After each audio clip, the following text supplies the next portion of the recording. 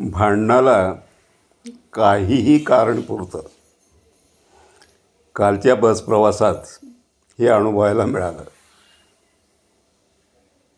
एका थांब्यावर एक साधू बसमध्ये आला.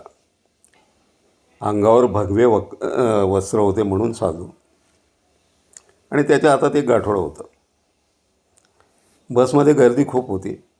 त्याने ते गाठोडं घेतलं आणि खाली ठेवलं. ते एका प्रवाशाच्या पायाजवळ होतं. तो प्रवासी म्हणाला, "अहो बाबा, इथं ठेवायचं नाही, माझे पाय लागतील, मला पाप लागेल."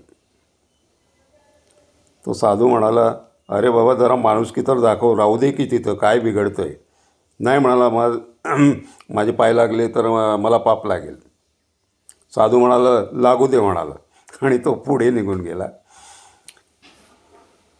शेवटी तळतळ करत ही व्यक्ती उठली, ते गाठोडं घेतलं आणि पाठीमागे सीटवर ठेवलं. नंतर बडबडत राहिला बराच वेळ, "याचं काय जातं आहे? मला पाप लागेल, माझे पाय लागले तर मला पाप लागेल, याचं काय जातं आहे?"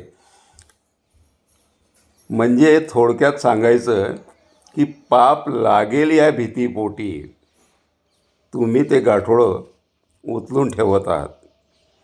पण ते देवाचं आहे, देवाप्रती श्रद्धा आहे म्हणून जर ते उचलून ठेवलं असतं तर मला वाटतं ते अधिक योग्य झालं असतं. आणि त्या साधूशी भांडायचं तर काही कारणच नव्हतं.